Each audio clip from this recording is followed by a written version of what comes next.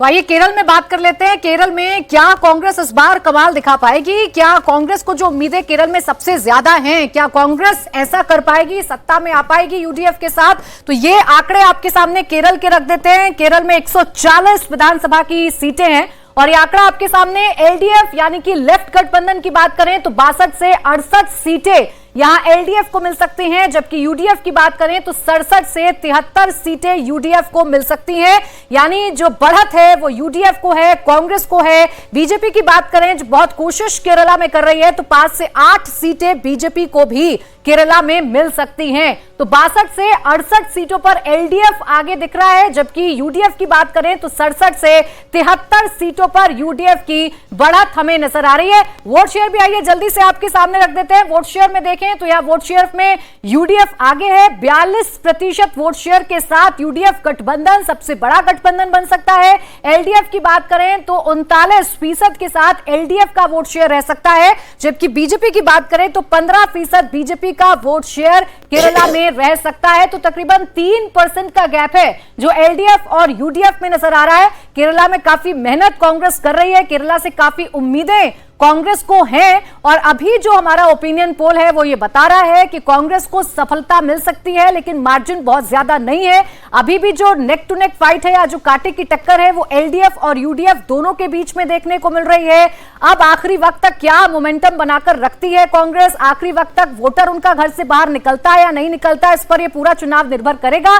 लेकिन फिलहाल एलडीएफ 39% और यूडीएफ 42% वोट शेयर, और बीजेपी की बात करें तो बीजेपी 15% वोट शेयर बीजेपी को भी मिलता हुआ नजर आ रहा है। तो केरला में क्या कारण आपको मनोज जी मिले?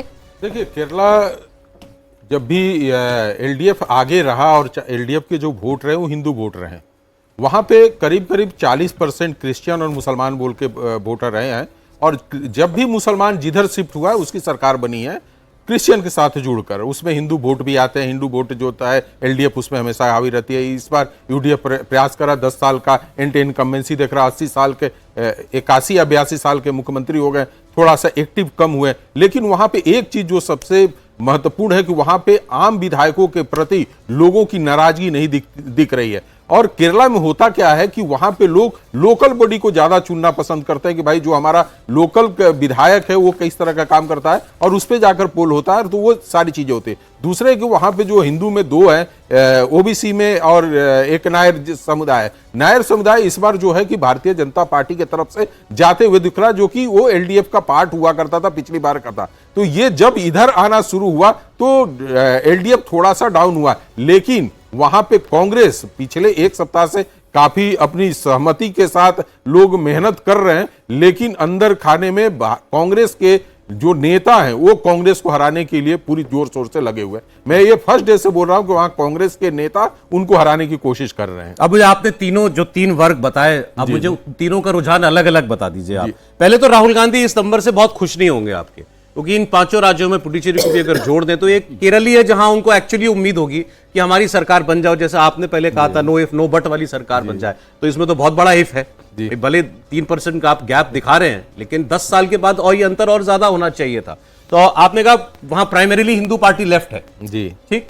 आप क्रिश्चियन वोट ज्यादा किधर जाता है? क्रिश्चियन वोट ज्यादा रहता है कांग्रेस की तरफ। क्रिश्चियन वोट कांग्रेस की तरफ। मुस्लिम वोट कहां जाता है? वो वही डिसाइड करता है कि एलडीएफ है चाहे यूडीएफ है, इधर जाता है, दोनों तरफ जाता है। तो बीजेपी अगर जितना भी वोट ले रही है इसमें ज्यादा किसका है? इसमें ज्यादा बीजेपी का जो वोट है वो हिंदू वोट में, जैसे नायर हिंदू वोटर में से लेफ्ट का वोट ले रहा है। हाँ, वो लेफ्ट का वोट इधर की तरफ तो केरल में बीजेपी कांग्रेस की मदद कर रही है, ये कह सकते हैं। जितना ये अच्छा परफॉर्मेंस होगा उनके लिए उतना नुकसान होगा। नहीं, ये बिल्कुल सही बात है। बिल्कुल सही बात है कि आप केरल में बीजेपी लेफ्ट के एक्सपेंस पे ग्रो करेगी। क्योंकि केरल का आप यूनिक केमिस्ट्री देखिए कि आरएसएस लंबे समय तक हिंदुस्तान में सबसे ज्यादा केरल में मजबूत रही, लेकिन उसका वोट सीपीएम को जाता था। तो अगर आप केरल में कंजर्वेटिव हिंदू हैं तो आप सीपीएम को वोट करेंगे, क्योंकि साउथ केरला में हिंदू डोमिनेंस है, वो सीपीएम का गढ़ है। नॉर्थ केरला जो है वो एलडीएफ जो कांग्रेस और मुस्लिम लीग जिसमें क्रिश्चियन और मुस्लिम है। तो बीजेपी जितना मजबूत होगी सीपीएम का बेस उतना कमजोर हो। बड़ी गजब का कोरिलेशन आप लोगों ने बताया। पृथ्वी सहमत है? नहीं, बिल्कुल। सीपीएम को माना ही जाता है केरल में हिंदू पार्टी, मतलब वो जो है बीजेपी से ज्यादा बड़ी हिंदू पार्टी मानी जाती है। लेकिन हम दूसरी बात कह रहे हैं, ये 3% का डिफरेंस जो है केरल की राजनीति के हिसाब से बहुत बड़ा डिफरेंस है। वहाँ 1%, 1%, 1.25% पे सरकार बदल जाती है। अगर 3% वोट डिफरेंस है तो फिर यूडीएफ को सरकार में आने से कोई रोक नहीं सकता है। बीजेपी का 15% वोट ये ठीक लगता है आपको? नहीं, बीजेपी का इंक्रीमेंटल गेन है। देखिए, बीजेपी के लिए चुनाव होगा इसके बाद वाला, 5 साल बाद वाला। अच्छा, जब बीजेपी कोशिश करेगी मेन प्लेयर बनने की, सत्ता में आने की मुझे नहीं लगता तब भी उसकी जो है ताकत इतनी बन पाएगी। लेकिन बीजेपी अभी थर्ड प्लेयर बन गई है, उसकी सारी कोशिश होगी कि किसी तरह से उसको 9-10 सीटें मिल जाएं। लेकिन अगर 4-5 सीटें भी मिलती हैं, क्योंकि अभी उसका एक भी विधायक नहीं है, 78 साल में एक बार एक विधायक जीता है, इस बार एक सांसद जीता है, एक सांसद, अभी कोई एमएलए नहीं है। एमएलए अभी भी कोई नहीं है। तो इसलिए अगर बीजेपी को वहां 5-6 सीटें मिल जाती हैं तो वो उसके लिए आपके हिसाब से कांग्रेस की सरकार बननी चाहिए आराम से केरल में? अगर ये वोट परसेंटेज 3% का डिफरेंस ये है। ठीक, सौरभ जी, मैं कह रहा था कि देखिए इसमें आप ध्यान दीजिए, मैं पहले जो कहा 4-6 ऐसी कॉन्स्टिट्यूंसी है, डिटेल्स हो सकता है मनोज जी बता सकते होंगे, जहां पर बीजेपी थोड़ा सॉफ्ट रहकर लेफ्ट को फायदा देगी। उसका ही अल्टीमेटली असर होगा। जो ये परसेंटेज दिखा रहे हैं ये इंटेंशली, ये पहले भी आरएसएस का वहां पर कांग्रेस को हटाने के लिए जैसे नॉर्थ ईस्ट में काम करती है ना 25 साल 40 साल, वैसे ही केरल में भी धीरे धीरे कांग्रेस को, लेफ्ट तो अपने आप में दुनिया में खत्म हो रहा है, कम्युनिस्ट पार्टी, उनको कम्युनिस्टों से ज्यादा इस समय कांग्रेस, यदि वहां पर देखिए राहुल गांधी को, प्रियंका को, कांग्रेस को देखिए। दूसरा, जैसे यहाँ पर AK एंटनी का बेटा बीजेपी में आ गया है, इनका करण जो थे उनका बेटा भी। आप ये देखिए कांग्रेस को ऐसे लोग जो जिनकी अच्छी इमेज थी, AK Antony was the best, मतलब उनके ईमानदारी में कोई प्रश्न कभी नहीं लगा, बीजेपी ने भी नहीं लगाया। उन्होंने दूसरों के लिए, कांग्रेस के लिए भ्रष्टाचार होने दिया, वो अलग बात है। इसलिए मुझे ऐसा लगता है कि उसका असर भी ये जो दिखा रहे हैं उसमें बहुत ही कांटे का इसका फर्क पड़ने वाला है। यदि बीजेपी ने थोड़ा सा सॉफ्ट रखा है लेफ्ट के लिए, उनके लिए इस समय कांग्रेस को रोकने के लिए बीजेपी कई हिस्सों में सॉफ्ट रहेगी, मतलब कुछ 5-6 काउंसिल फर्क पड़ जाएगा, मैं ऐसा ख्याल है। दूसरी बात है कि देखिए, जैसे प्रदीप जी बोल रहे थे कि नेक्स्ट इलेक्शन जो है वो बीजेपी के लिए हो सकता है। कम्युनिस्ट वहां जो विजयन के बाद मुझे नहीं लगता है कि कोई ऐसा लीडर है जो उनको वहां पे संभाल पाए।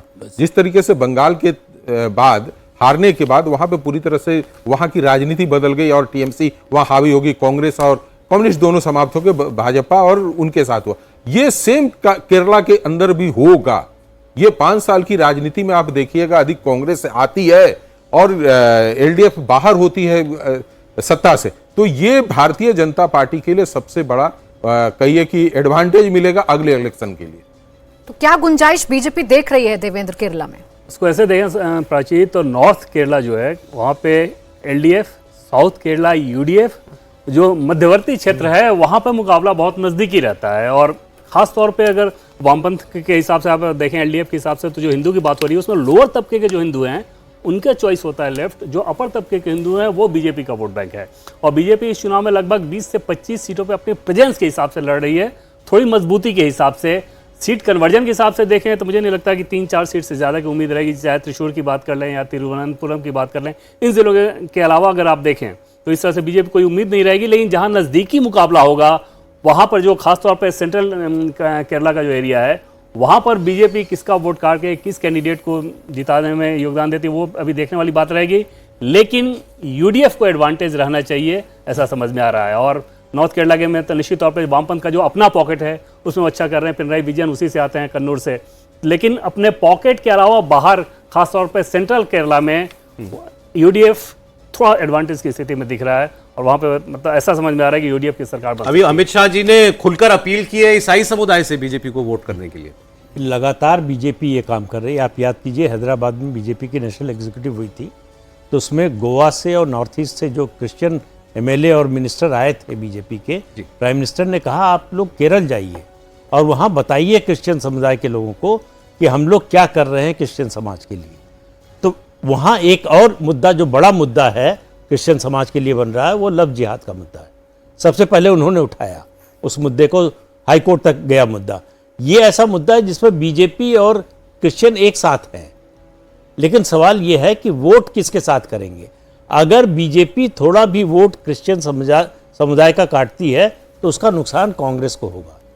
तो लेकिन आखिर में बात पिछले चुनाव में भी हुआ था जो तिरुमला का मामला आया था, सबरीमाला। हाँ सबरीमाला सबरीमाला का, सॉरी, तो उसमें बीजेपी उस समय लग रहा था कि बहुत तेजी से बढ़ रही है, लेकिन आखिर में लोगों को लगा कि बीजेपी किसी को हराने की हालत में नहीं, तो इसलिए जो है वोट सीपीएम को चला गया, फिर से हिंदू वोट।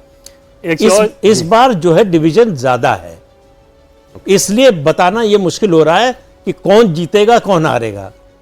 बीजेपी के लिए एक मुश्किल स्थिति सौरभ ये भी हो जाती है ना कि आप क्रिश्चियन के वोट की भी उम्मीद करोगे और इनके कई सारी रिपोर्ट ऐसे आएंगी कि क्रिसमस पे हंगामा आप कर रहे हैं, तोड़फोड़ कर रहे हैं, चर्च में जाके हंगामा कर रहे हैं, तो फिर वो जो पॉलिटिकल प्रोस्पेक्ट है वो खराब होता है। आप बाय एंड लार्ज देखें तो मतलब परसेप्शन के लिहाज से तो मतलब बीजेपी पहली चॉइस कहीं नहीं हो सकती क्रिश्चियंस की।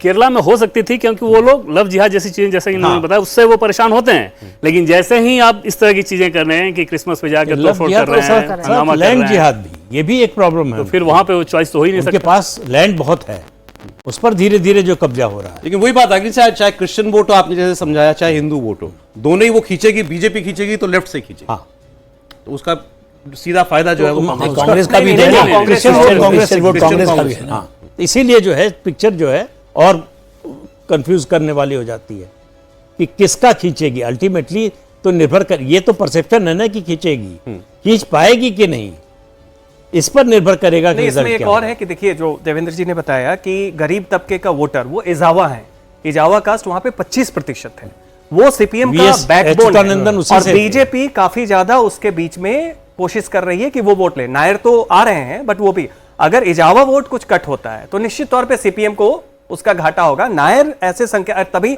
शशि थरूर का जो अदरवाइज तो वो टॉप पॉलिटिशियन है, ग्राउंड लेवल के नहीं है, लेकिन केरला में उनका महत्व इसलिए बढ़ता है कि नायर कम्युनिटी से आते हैं, और एनएसएस जो नायर सेवा संघ है काफी पावरफुल बॉडी है, इसलिए कांग्रेस चाह के भी उनको नेग्लेक्ट नहीं कर पा रही है और एक्सेप्ट भी नहीं कर पा रही है। तो इजावा कम्युनिटी में अगर बीजेपी ने कुछ पैठ बनाया तो निश्चित तौर पे ज्यादातर वो सीपीएम के कॉस्ट पे वोट कटेगा। ये केरल दो की बड़े स्थिति अभी नेता थोड़ा उस और- समुदाय से सीपीएम के रहे हैं, हाँ जी। वीएस अच्युतानंदन जो मुख्यमंत्री थे, और गौरी अम्मा, दोनों एजवा कम्युनिटी से आते थे और बहुत प्रभाव था उनका। तो अभी केरल में थोड़ा और डिटेल में, जैसे आप लोगों ने अलग अलग रीजन्स भी डिस्कस किए, वो मनोज जी के सर्वे में है, वो बात